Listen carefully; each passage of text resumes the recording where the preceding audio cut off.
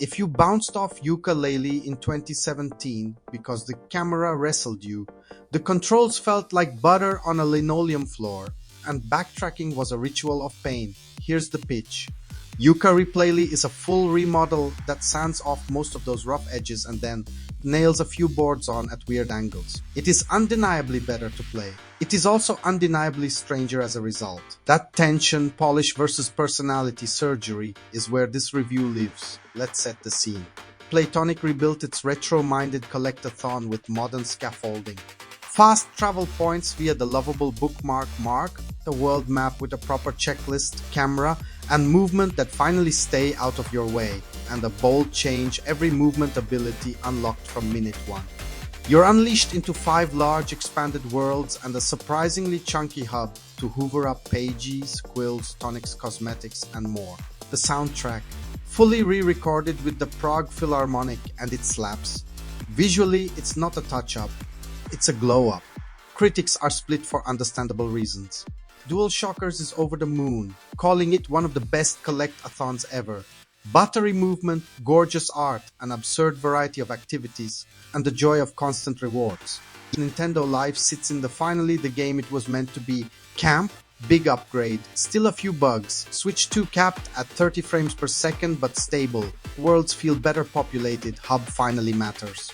IGN, meanwhile, argues the structural rework creates a Frankenstein effect. Bland combat remains bland, the doubled collectible count cheapens discovery. The story's been chopped to accommodate systems, and technical hiccups don't help. All three are telling the truth from different angles. Here's where the rebuild genuinely sings. With abilities unlocked from the start and full maps open, pacing gets a serotonin drip. Yooka-Replaylee takes the Odyssey approach to progression. Lots of smaller hits instead of a handful of big ones. Pagies jump from roughly 25 to 50 per world, and the hub's stuffed with its own objectives, so it plays like a 6th level rather than a hallway. Traversal friction is largely gone, the camera's finally an ally.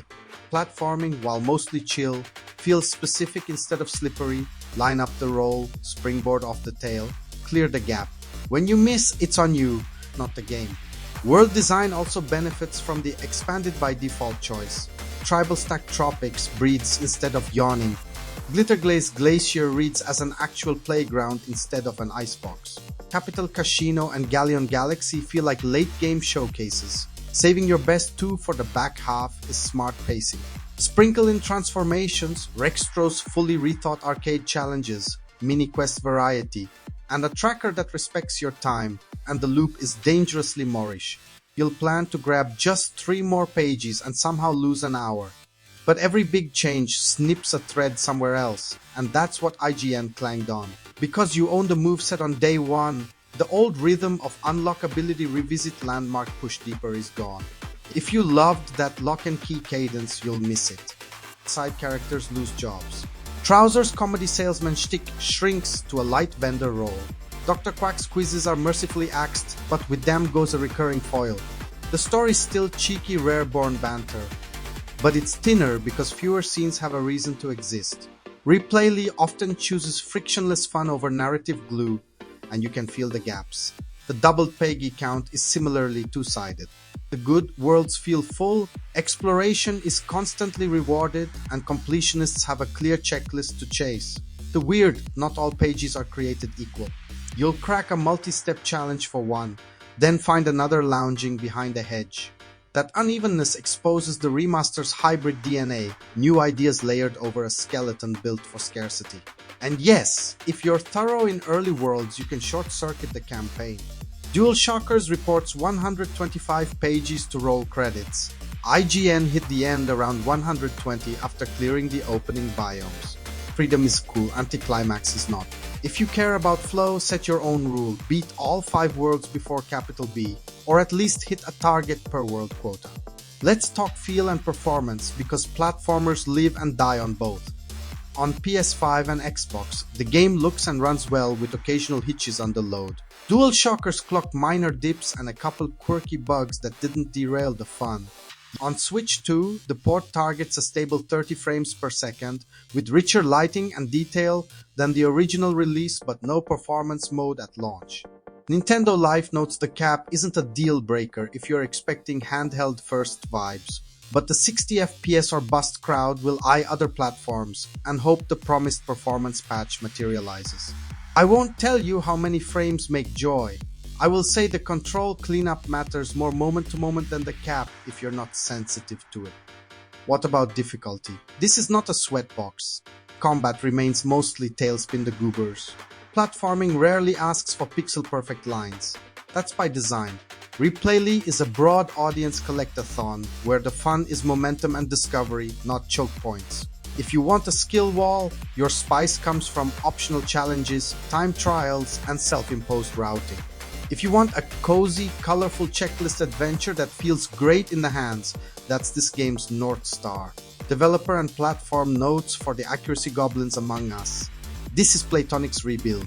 Publishing's a bit split by platform. Playtonic friends on some consoles, PC, PM Studios handling Switch 2, so don't be shocked if store pages show different labels.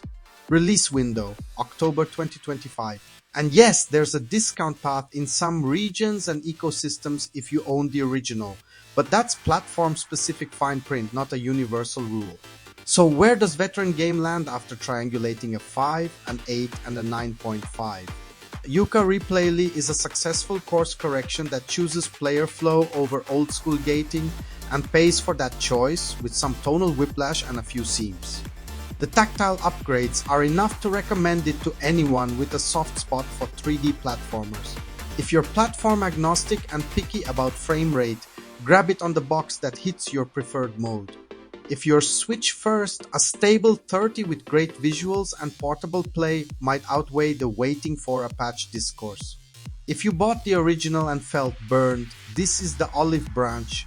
Just know it trims personality corners to get there. Quick spoiler in 3, 2, 1. There's an early credit path if you over-collect Pagies in the first half. You can roll capital B before seeing later worlds and it feels wrong. Don't do it unless you want to prove a point.